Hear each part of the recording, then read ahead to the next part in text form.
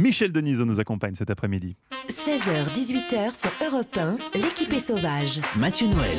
L'équipe est sauvage continue et comme disait Depardieu dans Tenue de soirée en enlevant son peignoir, Nous voilà débarrassés du superflu, on va pouvoir aborder l'essentiel. Michel Denisot, n'ayez pas peur. Mercredi sort votre premier film, toute ressemblance avec Franck Dubosc et Jérôme Commandeur. En exergue, vous reprenez une phrase de Boris Vian qui dit « Cette histoire est vraie puisque je l'ai inventée ». Alors, voyons voir un petit peu ça. Michel, qu'est-ce qui est vrai dans ce film ou pas? Avec Eva, on l'a vu. Oui, et forcément, on se pose des questions. 80% des choses qui paraissent tellement incroyables qu'on se dit ça c'est inventé, c'est de la fiction. Tout est vrai. Tout est vrai. J'ai simplement la phrase de Boris Vian résume bien ce que j'ai voulu faire.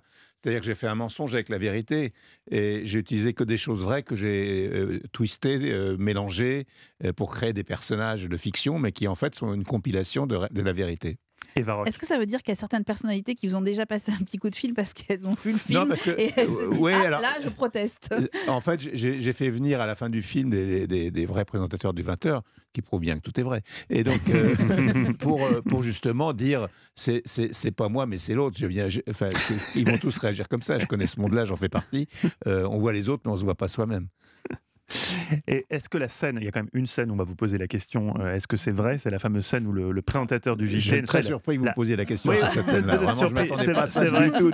Mais je vous la pose quand même parce que nos auditeurs ont le droit de savoir, Michel. Je sais. Le présentateur du JT, n'est-ce pas, présente un JT un peu particulier puisque sa femme lui fait un petit cadeau. C'est son anniversaire. C'est son anniversaire et ça se passe, disons que l'action se passe sous la table du présentateur du JT qui doit garder son calme. C'est un cadeau surprise de sa femme. Un cadeau surprise qui lui fait bien plaisir. Mais est-ce que cette scène, c'est pas possible? Enfin, on imagine les équipes, on imagine... Est-ce que vous voulez que je le dise plus clairement là? Parce que peut-être que les gens n'ont pas du tout compris de quoi vous parliez. Oui, Eva, je pense qu'il n'y a que vous qui êtes prude au point de ne pas comprendre ce qu'on évoque. Il faut dire les choses précisément, là, c'est un peu sans queue ni tête. Voilà. C'est une fellation sous le bureau. Voilà, vous avez le son, comme ça vous pourrez l'utiliser contre moi. Ça, c'est une chose qui donc existait, dont vous avez été témoin ou qu'on vous a raconté? C'est une chose dont j'ai été témoin. Alors, vous avez travaillé avec Yves Mourousi. Vous avez commencé avec Yves Mourousi. Moi, j'ai pensé à Yves Mourousi tout de suite, mais bon. Je ne dirais pas. Non, c'est du cinéma, c'est pas un documentaire. Donc, faites travailler votre imagination. Oui, mais à tel point que le public, quand même, parce que nous, on connaît ce milieu-là. Donc, on connaît on connaît un peu, et c'est vrai qu'il y a même certaines scènes qui nous ont paru démentes. On se disait, mais non, c'est pas possible.